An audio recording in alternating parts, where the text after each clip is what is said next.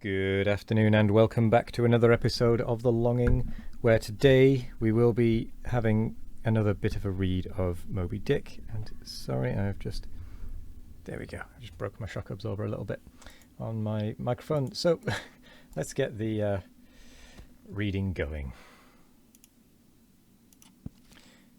So here we go. Chapter 65, The Whale as a Dish. That mortal man should feed upon the creature that feeds his lamp, and, like Stubb, eat him by his own light, as you may say. This seems so outlandish a thing that one must needs go a little into the history and philosophy of it. It is upon record that 3 centuries ago the tongue of the right whale was esteemed a great delicacy in France, and commanded large prices there. Also that in Henry VIII's time a certain cook of the court obtained a handsome reward for inventing an admirable sauce to be eaten with barbecued porpoises, which, you remember, are a species of whale. Porpoises, indeed, are to this day considered fine eating. The meat is made into balls about the size of billiard balls, and being well seasoned and spiced might be taken for turtle balls or veal balls. The old monks of Dunfermline were very fond of them. They had a great porpoise grant from the crown. The fact is that among his hunters, at least, the whale would by all hands be considered a noble dish, were there not so much of him. But when you come to sit down before a meat pie, nearly 100 feet long, it takes away your appetite. Only the most unprejudiced of men like Stubb nowadays partake of cooked whales, but the Esquimaux are not so fastidious. I'm not sure what that is referring to. We all know how they live upon whales, and have rare old vintages of prime old train oil. Zogranda, one of their most famous doctors, recommends strips of blubber for infants as being exceedingly juicy and nourishing. And this reminds me that certain Englishmen, who long ago were accidentally left in Greenland by a whaling vessel, that these men actually lived for several months on the mouldy scraps of whales which had been left ashore after trying out the blubber. Among the Dutch whalemen, these scraps are called fritters, which indeed are greatly resemble, being brown and crisp, and smelling something like old Amsterdam housewives' doughnuts, or oliekoeks, when fresh. They have such an eatable look that the most self-denying stranger can hardly keep his hands off. But what further depreciates the whale as a civilized dish is his exceeding richness. He is the great prize ox of the sea, too fat to be delicately good. Look at his hump, which would be as fine eating as the buffalo's, which is esteemed a rare dish, were it not such a solid pyramid of fat. But the spermaceti itself, how bland and creamy that is, like the transparent, half-jellied white meat of a coconut in the 3rd month of its growth, yet far too rich to supply a substitute for butter. Nevertheless, many whalemen have a method of absorbing it into some other substance, and then partaking of it. In the long try watches of the night, it is a common thing for the seamen to dip their ship biscuit into the huge oil pots, and let them fry there a while. Many a good supper have I thus made. In the case of a small sperm whale, the brains are accounted a fine dish. The casket of the skull is broken into with an axe, and the 2 plump, whitish lobes being withdrawn, precisely resembling 2 large puddings.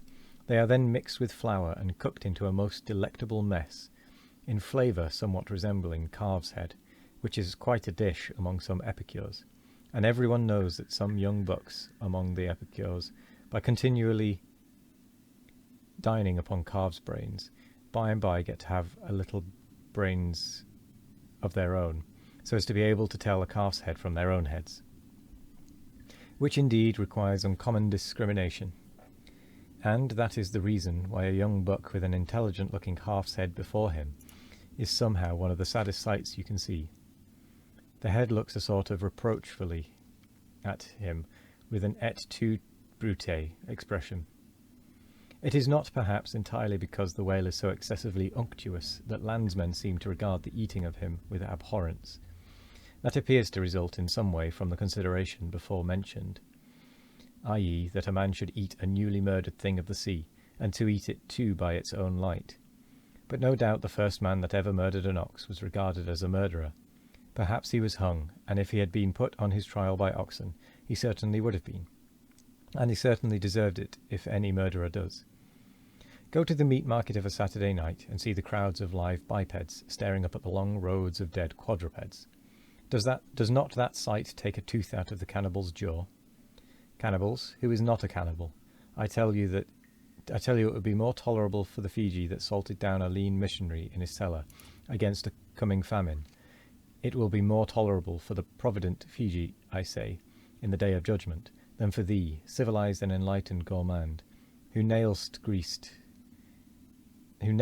geese to the ground, and feastest on their bloated livers in thy pâte de foie gras.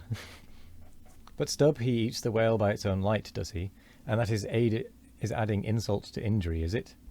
Look at your knife handle there, my civilized and enlightened gourmand, dining off that roast beef.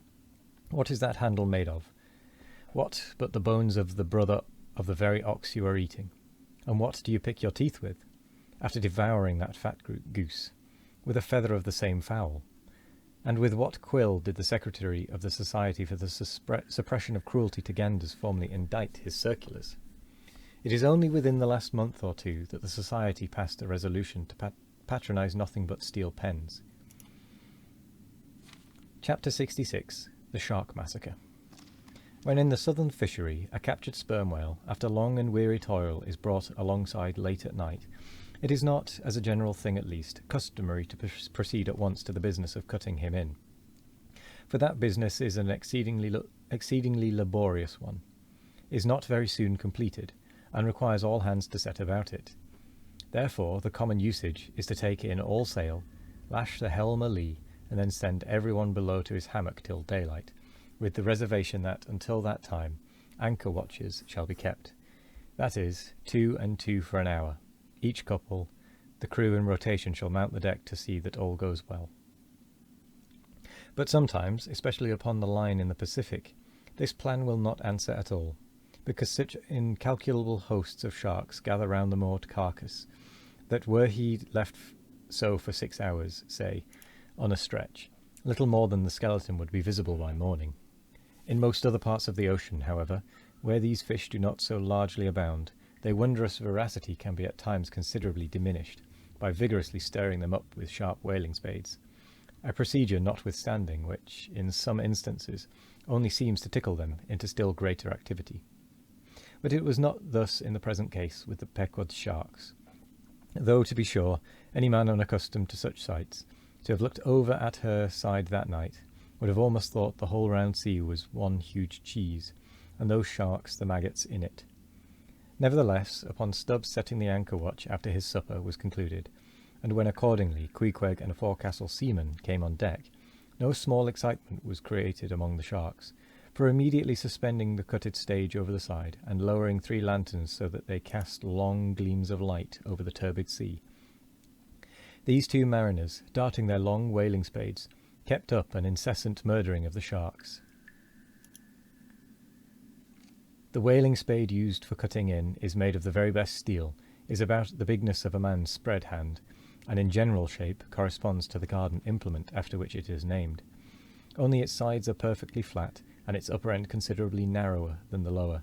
This weapon is always kept as sharp as possible, and when being used is occasionally honed, just like a razor. In its socket a stiff pole from 20 to 30 feet long is inserted for a handle.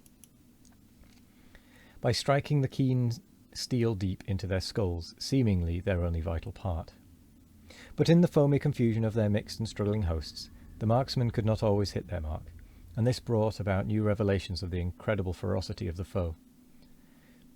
They viciously snapped, not only at each other's disembowelments, but like flexible bows bent round and bit their own, till those entrails seemed swallowed over and over again by the same mouth, to be oppositely voided by the gaping wound. Nor was this all. It was unsafe to meddle with the corpses and ghosts of these creatures.